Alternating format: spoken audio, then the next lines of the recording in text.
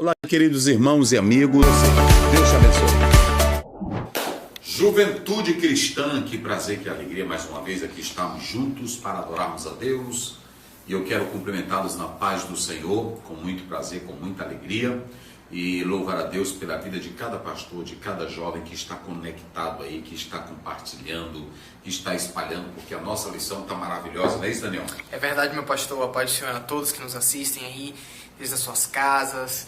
Que Deus abençoe a vida de cada um de vocês. E no decorrer destas lições a gente só tem se deparado com lições muito interessantes, verdade. Muito importantes, interessantes, não só para discutirmos, lançarmos nossas opiniões, nossas ideias, mas também para que Deus possa falar aos nossos corações sobre esses temas. Isso porque nós estamos estudando de uma forma simples, sem aquele peso acadêmico, mas ao mesmo tempo de modo acadêmico, tratando sobre o que é o ateísmo, o que é a ideologia de gênero, pragmatismo, que foi da lição passada, o que é o progressismo, né? Materialismo histórico. Isso, olha, nós estamos estudando coisas que a própria filosofia traz e que às vezes o crente, ele não estudou isso na escola dominical antigamente, era um tema que era muito veiculado, mas agora nós estamos tratando e vamos seguir em frente. Vamos orar. Pai Santo, Pai querido, vamos iniciar esta aula, dependemos da Tua graça, do Teu amor, da Tua proteção, do Teu cuidado divino. Abençoa cada um de nós, a mim, o Daniel, aos irmãos que estão conectados, abre a mente da inteligência para nós entendermos a Tua palavra. Ajuda-nos em tudo, em nome de Jesus. Daniel, qual é o tema de hoje? A falácia do ateísmo. Finalmente esse tema. Eita, olha aí. A falácia do ateísmo. O ateísmo, né? Então nós vamos tratar sobre isso. Como é que diz o texto? Disseram os nécios no seu coração, não a Deus, têm-se corrompido, fazem-se abomináveis em suas obras, não há ninguém que faça o bem. Salmos 14, 1. Isso, e qual é o texto aí? Resumo da lição. A criação testemunha claramente sobre a existência de Deus, tornando indesculpável a incredulidade. Então nós podemos dizer, Daniel, que a criação é um testemunho real, evidente, não é isso? Da criação de Deus. Sim. Isso nós chamamos, por exemplo, dentro da teologia, nós temos a comprovação natural e nós temos a comprovação realmente espiritual na pessoa de Cristo. Porque quando nós olhamos para o cosmos, para o universo, nós sabemos que ele foi criado. Mas a ciência, ou aqueles que negam a Deus, não atentam para isso, né? Sim. Importante nós analisarmos uma coisa. É necessário estudarmos essa temática. Pastor Ziel, qual a vantagem, qual a importância se voltar para um tema como esse? Vamos só pregar, vamos só adorar? Não, nós temos que entender o seguinte. Há arquitetado pelo diabo, com doutores, com pesquisadores, com cientistas, com biólogos, que se organizam de modo satânico para contrariar toda a teologia natural e toda a teologia espiritual. Quando nós olhamos de modo natural para o universo, nós sabemos que ele teve uma causa, como dizia Tomás de Aquino. E é preciso analisar, e a igreja precisa entender, que existem hoje três coisas que batem forte contra a igreja, contra o evangelho. Primeiramente, o secularismo. O secularismo, quando a gente fala desse secularismo, Paulo nos alertou em Romanos 12, 2. E não vos conformeis com o presente século. Com o presente século. O que é o presente século, pastor? Basta você ler 2 Coríntios 4, 4, a Bíblia diz, o Deus deste século, segundo o entendimento das pessoas, para que não lhes esclareçam a luz do evangelho, para que não brilhe a luz do evangelho. Então veja que nós temos um mundo secularizado. Um mundo secularizado é um mundo que não quer a presença de Deus. É um mundo que não quer a intervenção de Deus. É um mundo que não quer Deus em cena. E a gente vê isso na filosofia, vê. É que a filosofia é ruim? Não, mas nós temos pessoas que introduziram filosofias que eram diabólicas, que procuravam desfazer de Deus. Então, o secularismo faz isso. Mas nós temos também a corrente dos naturalistas, não é isso? Os naturalistas, eles dizem claramente que o que existe é a realidade e que tudo segue uma causa natural. Por exemplo, é por isso que a Bíblia diz que o homem natural não compreende as coisas espirituais. Nós temos três tipos de homens. Nós temos o homem carnal, espiritual e natural. Não é isso? Então vamos começar pela ordem. O natural, não é isso? Carnal. O carnal e o espiritual. O carnal, ele pode até ser crente, mas ainda está vivendo no poder da carne, do mal. Agora, o natural, ele não conhece nada de Deus. Isso é indistinto. Não, esse não tem nada com Deus, ele não tem interesse em Deus, ele não sabe nada de Bíblia, ele não sabe. Então, são esses três. Agora, o homem espiritual discerne tudo, porque ele é nascido do Espírito. Ele é produzido em João 3,3 pelo novo nascimento. Então, nós temos hoje presente em todas as universidades, nós temos a ideia do secularismo, nós temos a ideia do naturalismo, não é isso? E nós temos a ideia do materialismo. O materialismo, né? O que eles dizem? Que a matéria é a causa da existência de tudo. Tudo que existe é por causa do quê? Da matéria. É da matéria. O que é a matéria? Eu sou matéria, eu sou corpo. Deus não está interessado. Primeiro não existe. Depois que eu morrer, isso aqui se acaba. Não é assim? Sim. Eles dizem assim, isso aqui se acaba e eu não devo satisfação para ninguém. Não, você não é só matéria. O homem ele é formado de duas partes. Gênesis 2,7. E soprou nas suas narinas um fôlego de vida. E o homem se tornou o quê? Ser vivente. Ser vivente. Então o homem tem a parte matéria, que é o pó da terra, que ele foi feito da onde? Da matéria, da matéria, do pó. Mas ele foi feito diferente do animal. Ele recebeu o que de Deus? Fôlego de vida. Fôlego de vida. A alma vivente, não é isso? Então o texto está mostrando aqui para nós. Aí o apóstolo Pedro, na sua primeira carta, 3,15, ele diz: santificai a Cristo em vossos corações, estando preparados, né, para responder com mansidão àqueles que pedirem a razão da vossa fé. Então a minha pergunta é: a igreja está preparada para isso? A igreja ela está pronta para responder isso? Então é sobre isso que nós iremos falar, sobre essa questão do ateísmo, né? A falácia do ateísmo. E quando a gente trata desses assuntos, essa lição, Daniel, ela é apologética, né? Sim. Ela é apologética. Por quê? A apologética é a defesa racional da fé cristã. Mas não é uma defesa só buscando uma lógica humana. É uma defesa baseada nos princípios bíblicos, ok? Para que a pessoa possa viver a palavra de Deus. A apologética, deixa eu dizer uma coisa sobre a apologética. A apologética, ela não cria fé.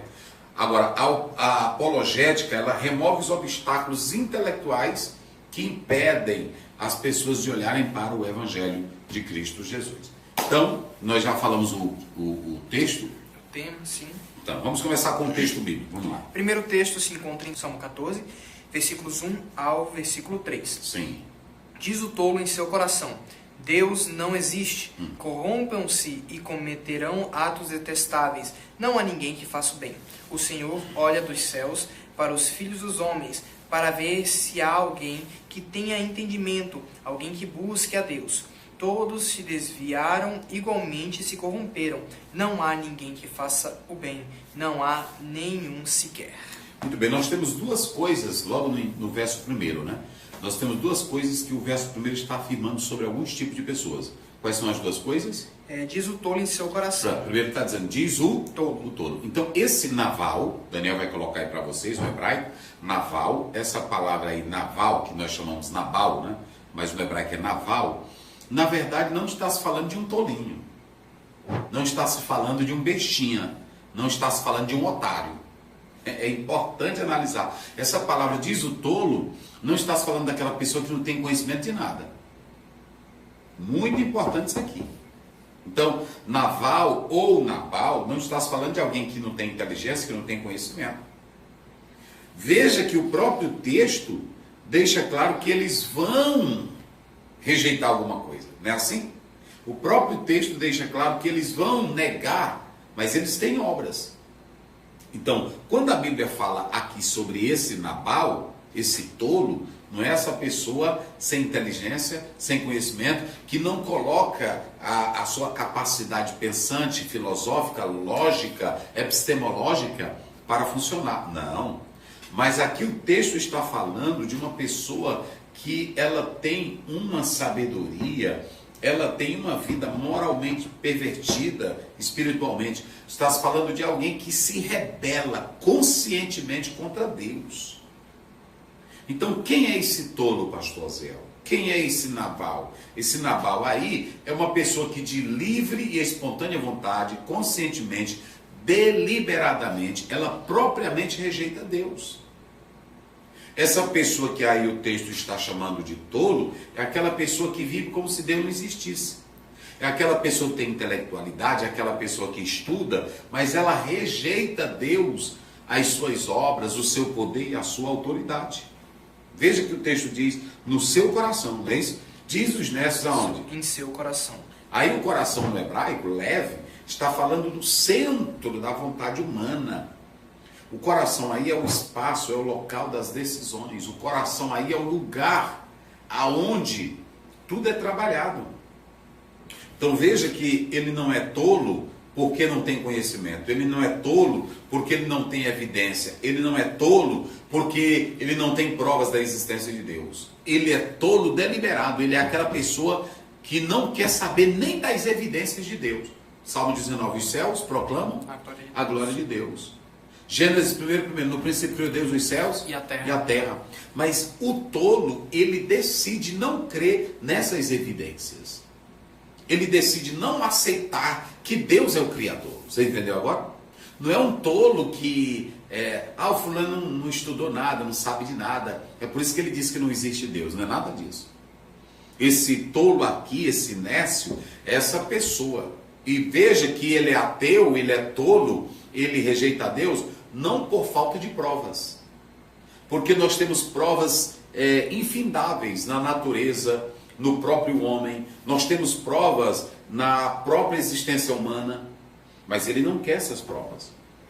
O foco dele aqui não é Deus, ele não quer nada com Deus. Certo? Então veja bem, ele não quer nada com Deus porque ele não quer prestar conta com Deus. Com Deus, só isso. Então veja bem, existem algumas pessoas aqui na Terra que se dizem ateus, né? Ateístas. Por quê? Porque elas não querem saber de Deus, elas não querem saber de oração, não querem saber de palavra, não querem saber de santidade. Olha viver isso. a vida da sua forma. Viver da sua forma. Aí veja bem, a Bíblia diz que o temor ao Senhor é o princípio da sabedoria. Está lá em Provérbios 7, Provérbios 9, 10. Então, se a pessoa teme a Deus, ele vai ter a sabedoria verdadeira. Agora, veja bem, o verso prossegue, como é que diz? Corromperam-se e cometeram atos detestáveis, não há ninguém que faça o bem. Essa corrupção aí, ela é tanto moral como espiritual. Shahat do hebraico, é apodrecer. Ele é tanto tolo, como ele também está o quê? Apodrecido. Então ele está corrupto de modo moral e espiritual. Todo nécio, todo ateu, ele está corrupto. Ele está podre, ele está estragado. Ele está corrompido. E aí vocês podem observar, ele está corrompido moralmente, ele está corrompido com a verdade, ele está corrompido pelo pecado, e ele segue o caminho dele, que ele pensa que é o quê? Que é certo. Que é certo. Aí quando a gente vai para Provérbios 14, 12, a Bíblia diz, há caminhos que ao homem parece, certo, mas o fim é o quê? Morte. É morte. Então, verso 2, Daniel. Verso 2. O Senhor olha dos céus para os filhos dos homens, para ver se há alguém que tenha entendimento, alguém que busque a Deus. Desce dos céus. Aqui o salmista está usando uma linguagem antropomórfica, atribuindo a Deus aqui as características humanas. Isso é uma forma de recurso literário para levar a pessoa a ter uma compreensão melhor sobre o texto, né? Agora, Deus ele não está procurando informação.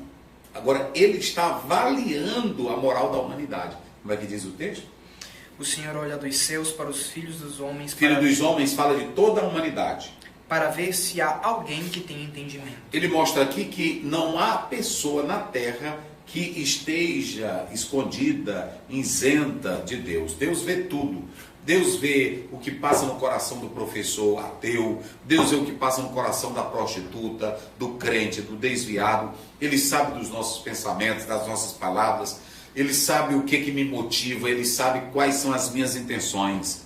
E a Bíblia diz em Hebreus 4,13, todas as coisas estão o quê? Nuas e patentes diante de Deus. Então, se tudo está patente diante de Deus, e Ele é quem cria tudo, e Ele é um ser santo e moral, então Ele quer que o homem preste conta dos seus atos. E é isso que vai acontecer no futuro, né? Então, o texto está mostrando aí, como é que ele prossegue dizendo? Todos se desviaram, igualmente se corromperam, não há ninguém que faça o bem, não há nenhum sequer. Não há ninguém que faça o bem, não há nenhum sequer, né? Veja que aqui, se havia algum, se havia algum que tivesse entendimento, aí tudo bem. Mas a palavra entendimento aí era discernir, compreender, mas não tinha. Porque o verdadeiro conhecimento não nasce no banco universitário, não nasce de um livro de Shakespeare, ou de Platão, ou de Aristóteles, nasce do temor ao Senhor. O temor ao Senhor é o princípio da sabedoria. Pronto. Então, não é a questão de quantidade do conhecimento, mas não, a qualidade dele. É a qualidade dele. Viu? Porque a sabedoria bíblica, deixa eu dizer uma coisa para vocês, tem muita gente, bota para cá, Daniel, tem muita gente que diz assim, olha, faça um curso, leia, estude, você tem que ser atualizado. Essa quantidade de conhecimento não é a sabedoria bíblica, de maneira nenhuma. A sabedoria bíblica não é quantidade de conhecimento. A sabedoria bíblica é você se render a Deus. Tem muito teólogo que tem quantidade de conhecimento. Tem teólogo aí que sabe grego, né? Sabe hebraico, sabe aramaico, sabe latim, sabe as línguas mortas. Tem teólogo aí que sabe destrinchar toda a história da teologia, mas só que ele não tem o verdadeiro temor de Deus. Ele tem quantidade de conhecimento, mas ele não tem qualidade de sabedoria. Porque quando eu procuro entender a sabedoria de Deus à luz da Bíblia, eu procuro viver a minha vida de acordo com a vontade de Deus. Por isso que Jesus disse lá em Mateus 6, né? 6:21, 7:21. Vê se eu estou enganado. 7:21. Mateus 7:21. Isso. Provérbios 7 diz: o temor do Senhor é o princípio da ciência. Como é que diz Mateus 7? Assim pelos frutos vocês os reconhecerão. 7:21 é? 7:21. Nem todo aquele que diz... Nem todo aquele que diz... Senhor, Senhor. Senhor, Senhor. Entrará no reino dos céus. Tá vendo? Mas apenas aqueles que fazem a vontade de meu Pai que está nos céus. Só que para eu fazer a vontade do Pai, eu tenho que ter a natureza do Pai. Eu tenho que ter a natureza, eu tenho que nascer de novo. Não é assim? Aí quando eu passo por esse novo nascimento, Deus implanta a vontade dele em mim, como está em João 3:3 e o verso 5. É nascer de cima. Então a sabedoria divina não é sabedoria de universidade. Eu já expliquei aqui que eu já vi pregador dizendo: o apóstolo São Pedro diz, crescei na graça e no conhecimento, faça um grande curso disso, faça... Não é disso que ele está falando. Ele não está falando de ler geografia, ler história, de fazer um curso. Não, ele está dizendo, cresça na intimidade com Deus, que quanto mais você crescer na intimidade com Deus, mais você vai ter temor, mais você vai buscar santidade. Entendeu? Porque esse conhecimento só vai servir para a terra. O Senhor mesmo falou isso. Só para a terra. Então é isso, né? Então verso 3. O verso 3 foi o que eu li agora, pastor. Todos se desviaram, igualmente se corromperam. Não há ninguém que faça o bem, não há nenhum sequer. Aí você tem surdo hebraico, desviar, afastar-se, ficar de longe, sair do caminho. Na verdade aqui o salmista está mostrando, desde o verso 1, pegando a palavra tolo, mostrando a condição desse tolo. Ele está... Vamos analisar as 3 condições do tolo, do Nécio. Lê aí o verso 1, rapidinho. O tolo diz em seu coração, Deus não existe. Pronto, primeira coisa dele, ele não crê na existência de Deus. Vamos lá. Corromperam-se. Pronto, segunda qualidade dele, ele está podre, não é isso? Ele está estragado. 3 qualidades de um ateu, né? Sim, à luz da Bíblia. 3 qualidades de um ateu, não é isso? A primeira qualidade que nós falamos aí diz o tolo, ou seja, esse tolo não é um bobinho, é uma pessoa que tem conhecimento, é aquela pessoa que tem provas, mas ele não quer saber dessas provas. Apesar das provas. Pronto. Segundo, é uma pessoa que está o quê?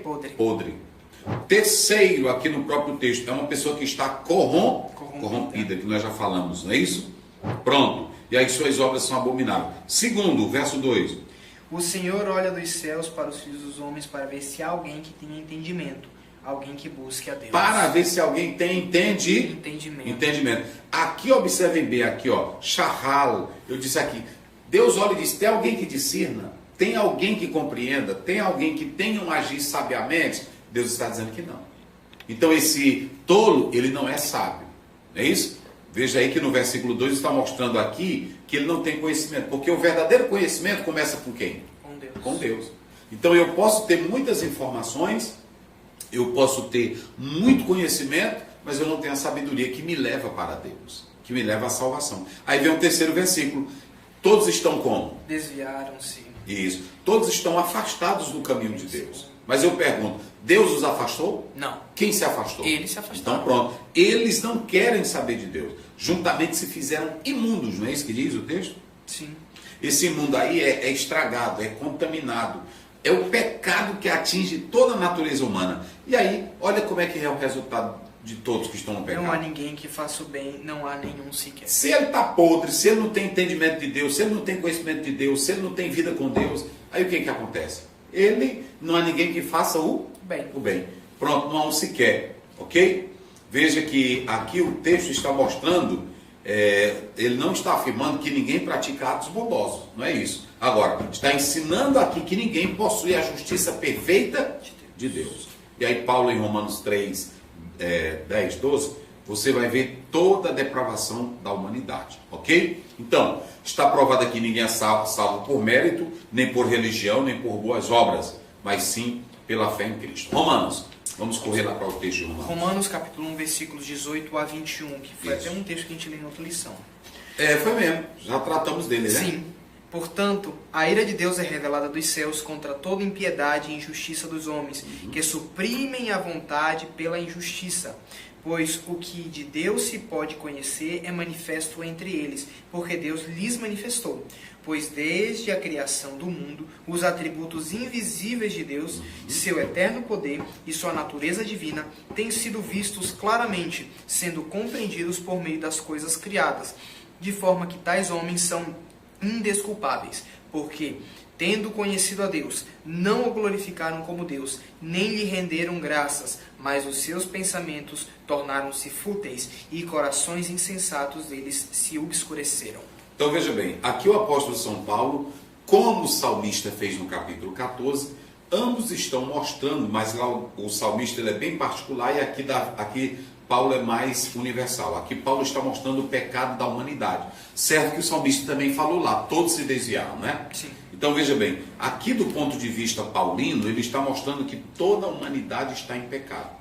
Mas o apóstolo São Paulo, ele está mostrando em primeiro lugar, Deus está sendo ou está se opondo ao homem. O verso 18 diz aí, não é isso? Sim. Portanto, a ira de Deus é revelada dos céus contra toda impiedade e injustiça dos homens que suprimem a vontade pela injustiça. Então veja bem, aqui você tem em primeiro lugar a oposição de Deus, Deus contra a humanidade. Por que Deus está contra a própria humanidade que ele criou? Porque essa humanidade, ela rejeitou a Deus. Essa humanidade não quer saber de Deus. Eu pergunto, essa humanidade, ela tinha conhecimento de Deus? Tinha.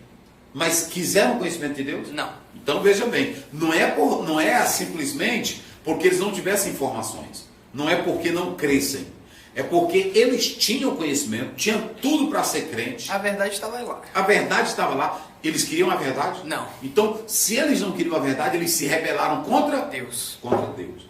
Tem ateu aí, irmão, que ele lá na casa dele, ele sabe que está ensinando errado. Ele sabe que não tem prova de nada, mas ele não quer voltar atrás, porque ele quer defender o capricho dele, a ideia dele.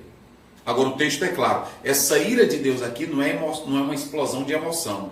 Essa ira de Deus aqui é porque, como ele é santo, ele não aceita o pecado. Então ele vai se manifestar contra duas coisas. Uma, impiedade, que são os homens que pecam contra Deus, e injustiça, aí são os pecados contra o próximo.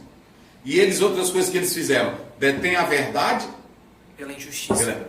Detêm a verdade pela injustiça. Ou seja, eles estão reprimindo, eles estão sufocando, eles estão impedindo a verdade, porque eles querem o quê? Serem injustos, serem imorais. Pronto, agora Daniel diz. Por exemplo, uma pessoa que está no mundo do crime, que ele escuta uma mensagem que, olha, é pecado roubar, é pecado matar, mas como ele vive disso, ele vai fazer o quê? Ele vai querer continuar, porque ele está, apesar de saber o teu conhecimento, ele vai querer continuar fazendo o que ele faz, roubar. Eu dependo disso aqui, não é assim? Depende. Dependo da droga. Olha, tem jovem aí que está morrendo no crack, sabe que vai morrer, mas ele é viciado naquilo ali, não é assim? Então veja que Paulo está dizendo que eles sabem da verdade, mas para não ter a consciência doendo toda hora por causa dessa verdade, o que eles fazem com ela? Reprimem ela, sufocam ela, ok? Então, esses homens aqui, eles não ignoram totalmente a verdade, eles reprimem, eles sabem da verdade, mas fazem o que com ela? Reprimem. Então veja bem, o problema fundamental do homem não é a falta de informação, é a resistência contra quem? Contra a verdade. Pronto, tá aí. Irmão, tem cientista que lê isso aqui, tem juiz que lê isso aqui, tem advogado que lê isso aqui. Ele sabe que isso é palavra de Deus. Mas como ele tem homens aí que tem 10 mulheres, tem homens aí que é na noitada, bebendo. Ele não quer o que a Bíblia diz. Por isso que eles odeiam isso aqui. Porque eles resistem o quê? A verdade. E Jesus disse em João 8,32, conhecereis? A verdade. Então pronto. E se eles resistem à verdade, eles estão resistindo quem? A Deus. Pronto, é isso. E aí quando você vai para João 3,19, ele diz, a luz veio ao mundo, mas os homens amaram mais as trevas do que a luz. Então o problema é a luz? Não. O problema é a Bíblia? Não. O problema é a verdade? Não. Qual é o problema? O homem. Não, tá aí. Verso 19. 19. Pois o que Deus se pode conhecer é manifesto entre eles, porque Deus lhes manifestou. Pronto, veja bem, o que Paulo está mostrando aqui, isso é chamado, eu falei da teologia natural ou revelação geral, não é isso? Sim. Essa teologia natural, revelação geral, e aí tem a teologia que rapaz, me fugiu agora o nomezinho aqui, mas aí você tem a que veio em Cristo.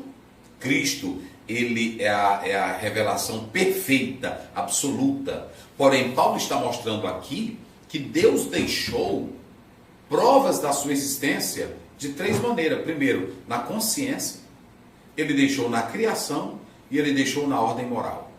Olha, rapaz, 3 provas que o homem tem da existência de Deus. Aonde? Consciência. Na consciência. Aonde? Natureza. Na natureza. E aonde? Na moral. Na moral, pronto.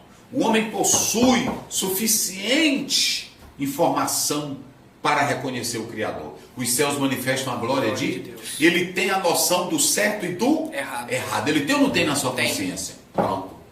Ele tem. E ele olha para o mundo, ele sabe que tem uma causa, tem um Criador. Mas ele não quer Deus, ele joga para quem?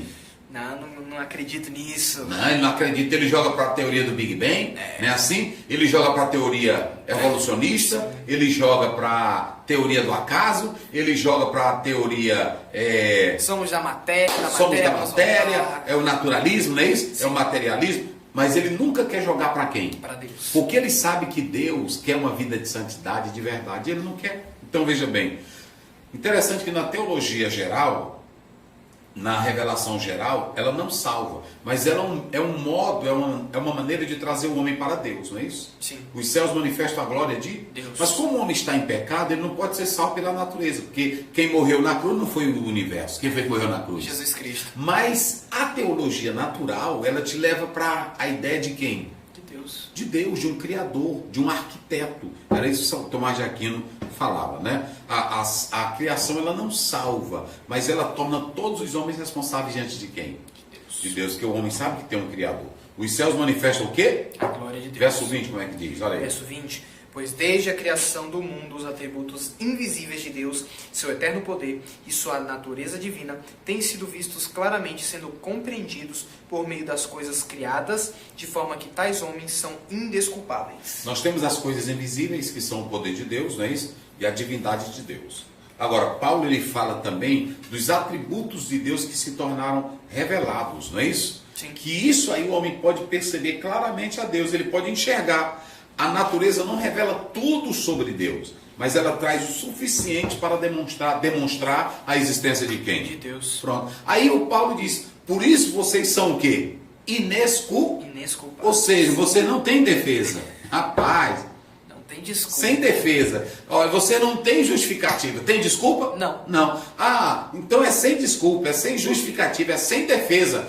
Tá aqui, pronto. Você não pode contratar advogado para se defender diante de Deus. Por quê? Porque não tem como. Não tem. Deus se apresentou. Quem não quis enxergar foi você. A rejeição que o homem faz de Deus é uma escolha moral. A criação é um testemunho de Deus. Os céus manifestam a glória de Deus. Verso 21. 21. Porque tendo conhecido a Deus, não o glorificaram como Deus, nem lhe renderam graças, mas o seu pensamento tornaram-se fúteis e o coração insensato deles obscureceu-se. Veja bem, Deus usou a natureza para ser um testemunho para o homem, né? Sim. Mas ele não quis saber de Deus. Ok? O homem, ele conhece, o homem pode ter uma ideia, pode ter uma noção de Deus na própria natureza, naquilo que é chamado de, alguns chamam isso da teologia do bem comum, do favor divino, que é um atrativo, né? É uma forma de atrair o homem. Mas ele, o homem, conhecendo algo sobre Deus, ele não quis saber de Deus. E aí ele vai cometer 2 pecados, não é isso? Não glorificaram a Deus. Ou seja, não quiseram adorar o Deus verdadeiro. Aí passaram a praticar a idolatria. Segundo, ingratidão. Não deram graças a Deus. Pronto. Olha aí, e ele diz, os seus discursos se desvaneceram, né? Seus pensamentos se tornaram fúteis e o coração insensato deles obscureceu. Pronto, é o que esses argumentos da academia, Platão. Não, vou pegar só os pesados. Se você pegar, por exemplo, o Nietzsche, se você pegar a máxima dele, Marx, Deus se está se você pegar Richard Dawkins, você tem aqui pensamentos vazios, não é isso? Sim. Inútil, sem propósito, porque sem Deus o homem não é nada. Sem Deus o pensamento humano, a filosofia humana, o conhecimento humano se torna sem sentido. Aí o seu coração obscureceu, não é isso? Sim. Ou seja, agora se trata de um pecado de cegueira espiritual, porque não quiseram saber de Deus.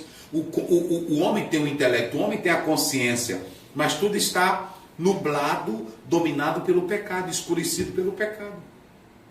Eles sufocaram a verdade divina, não é isso? Sim. E aí o coração torna-se cada vez mais duro e não sensível à verdade de Deus. E aí, nós já citamos aqui a 2 Coríntios 4,4, não é isso? O Deus deste século cegou o entendimento, para que não lhes resplandeça a luz do Evangelho. Temendo ao Senhor, os homens desviam-se do mal, Provérbios 16,6. Mas como não quer saber de Deus, entra no Salmo 1, como nós podemos analisar, ok? Então, pronto, Daniel? É isso. Eu vou só dizer uma coisa aqui para vocês.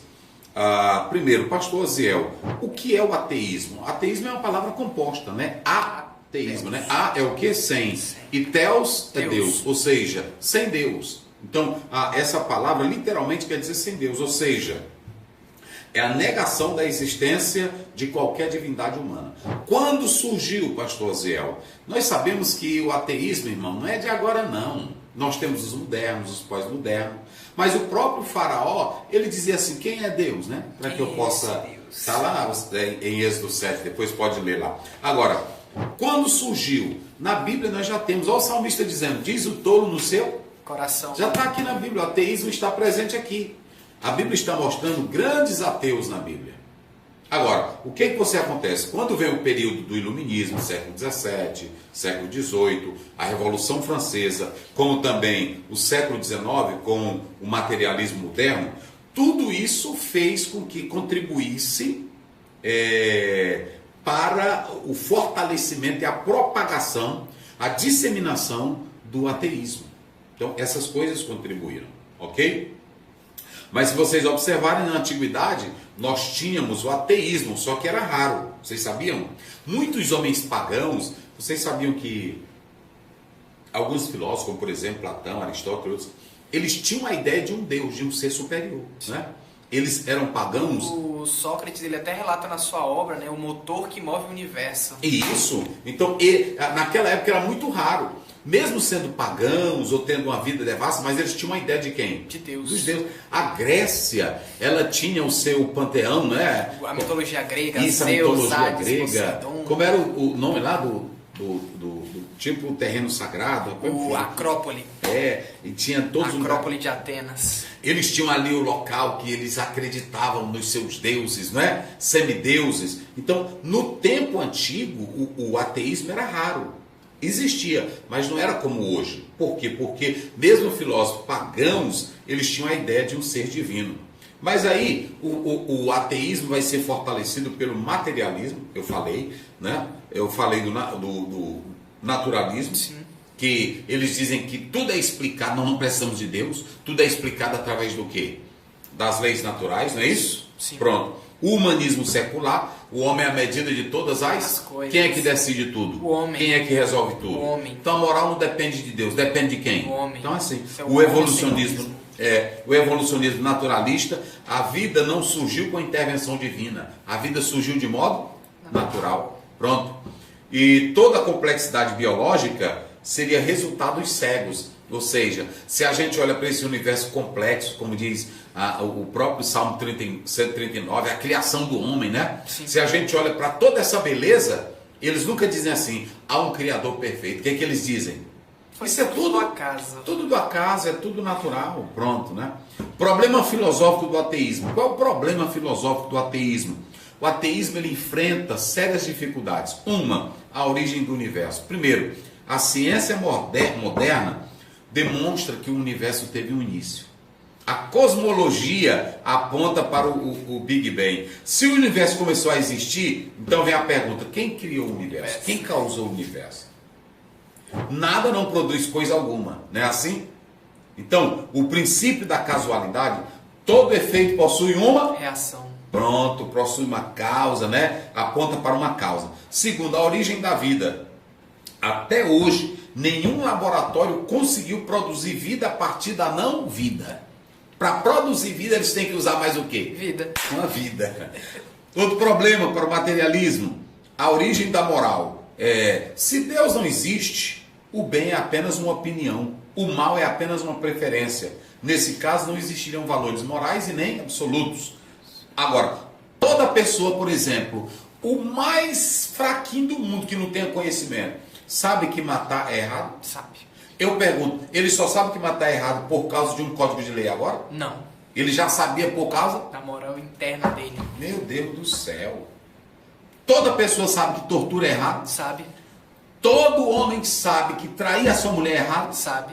Mesmo ele não sendo crente? Mesmo ele sabendo que não é crente. Toda pessoa sabe que o estupro é errado? Sabe. Então isso mostra para nós que existe uma lei moral acima da humanidade. Não é isso? Sim. E aí é o que está no texto de Romanos. Vamos ler Romanos 2, 14 e 15? Vamos ver aí. Romanos Rapidinho, 2, 14 e 15. Uhum. De fato, quando os gentios que não têm a lei praticam naturalmente o que ela ordena, tornam-se a lei para si mesmos, embora não possuam a lei, pois mostram que as exigências da lei estão gravadas em seus corações. Então pronto, existe uma lei acima da humanidade. E que essa lei está escrita onde? Nos corações. Quer o homem queira ou não, ele tem uma consciência moral. Ele tem uma lei escrita no seu coração. E isso aqui é um problema para o materialismo filosófico. Não tem como ele resolver. Pastor, quem são os principais pensadores ateus? Ludwig Feuerbach, né? Feuerbach, ele trata isso, filósofo alemão. Ele dizia que Deus é uma projeção psicológica da mente humana. O homem criou Deus. Aí tem a pessoa, Deus não existe. Deus é a criação da mente. Ele sabe que Deus existe, mas ele quer seguir. Agora preste bem atenção, vamos analisar. Aí ele quer crer no Feuerbach, não é isso? Sim. Que diz que Deus foi criado pela mente. Ele acredita nele, mas não acredita no que a Bíblia diz. Uma ideia mais maluca. Pronto. Ele, na obra dele, A Essência do Cristianismo, ele fala. Aí nós temos aí a Karl Marx. O Karl Marx dizia que a religião era uma criação do homem só para oprimir o homem. E no materialismo histórico ele diz que todo problema e o que determina a sociedade não é Deus, não é, na verdade é a economia. Né? Essa é a ideia dele. A frase famosa dele, a religião é o ópio do povo. Ele tem a obra O Capital, Manifesto Comunista. O outro é o Nietzsche, Friedrich Nietzsche, ele disse Deus está morto. Ele dizia que era necessário fazer a rejeição da moral cristã. Ele fez a criação de novos valores humanos. Na obra Assim Falou Zaratustra, né? Assim Falou, e Além do Bem e do Mal, a obra veio dele. E aí você tem Sigmund Freud, né? Sigmund Freud interpretava a religião como a necessidade emocional, mecanismo psicológico de proteção. Tem a obra dele que é O Futuro de uma Ilusão. Nós temos ateus modernos, como por exemplo Richard Dawkins, biólogo e evolucionista, propôs o neoateísmo, a nova militância ateísta. Ele combateu publicamente a religião. Tem a obra aí Deus no Delírio, né? Uhum. Pronto. Aí você tem Sam Harris, defende o naturalismo científico, critica as religiões, a obra dele O Fim da Fé. Christopher Hitchens, né? Jornalista polêmico, na obra Deus Não é Grande. E Daniel Dennett defende que a religião é produto da evolução natural e fez aquela obra aí conhecida Quebrando o Encanto, né? 3 tipos de ateístas: o ateísmo teórico, negação intelectual da existência de Deus. Ele quer mostrar que nega Deus só para mostrar que é o quê? Intelectual. Pronto, para dizer eu sabo.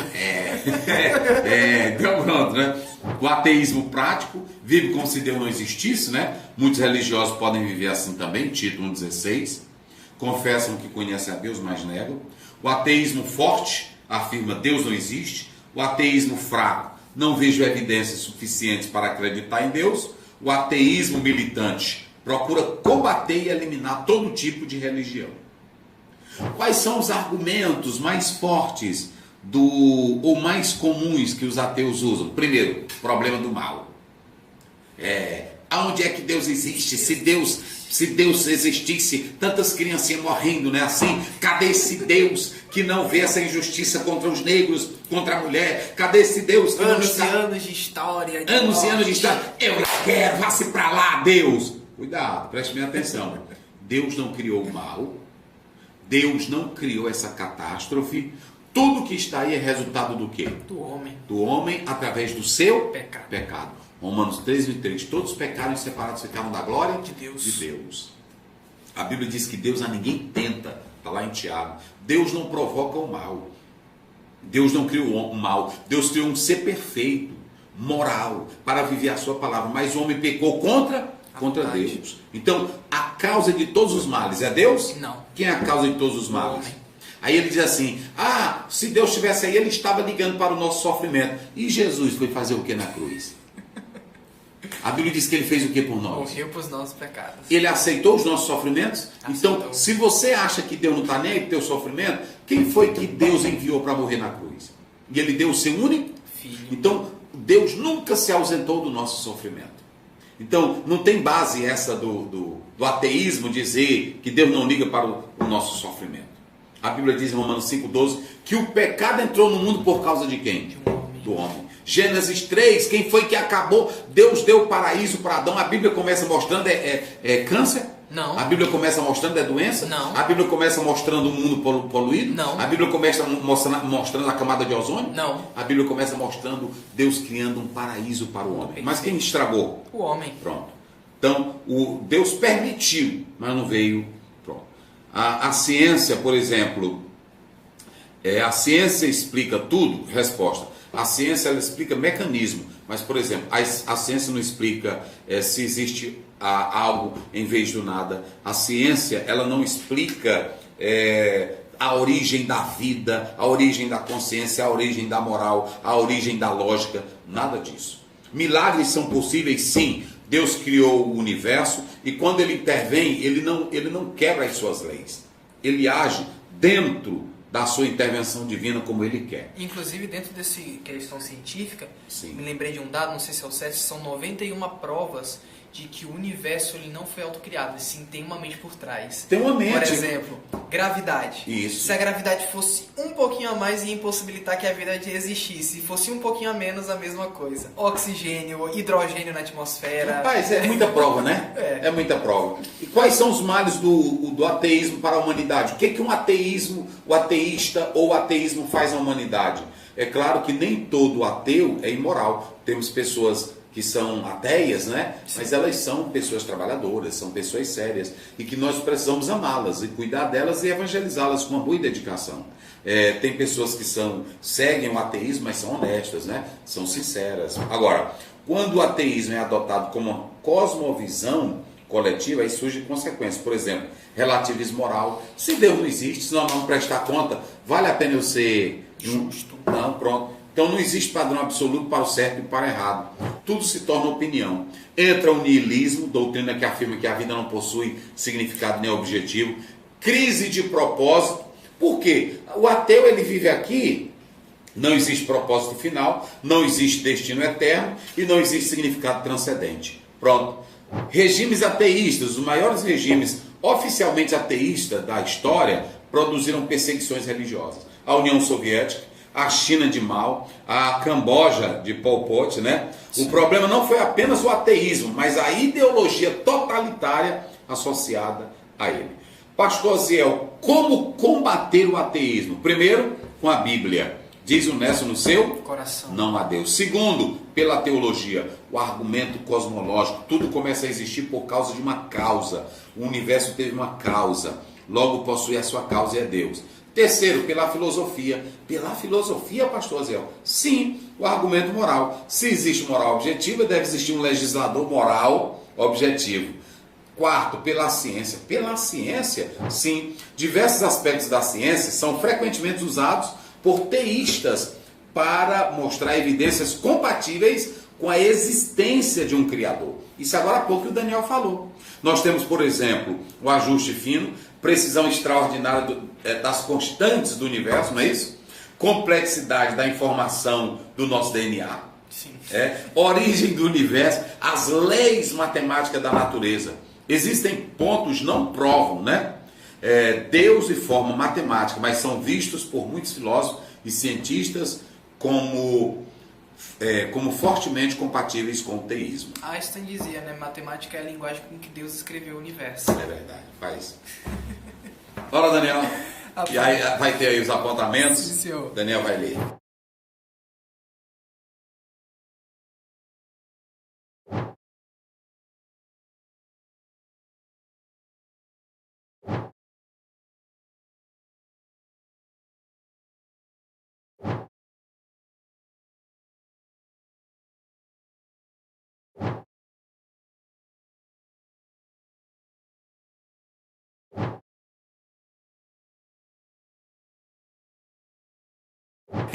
Senhor meu Deus, Senhor meu Pai, muito obrigado, Senhor, por esta lição maravilhosa. Mesmo, muito obrigado, Senhor, por ter revelado-te a nós, através da Tua Palavra, das Sagradas Escrituras, ao nosso coração, e ter confirmado mais uma vez a Tua existência, o Teu querer.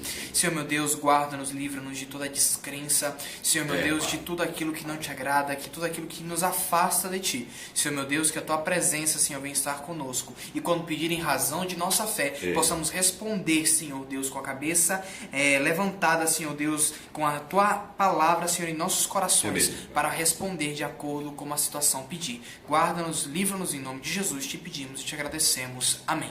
A graça de nosso Senhor Jesus Cristo, o amor de Deus, a comunhão e a consolação do Espírito Santo seja com todos, que todos digam amém. Deus abençoe. Olá, queridos irmãos e amigos, a paz do Senhor. Eu sou o pastor Zé, preparado especialmente para você com professores a Deus te abençoe.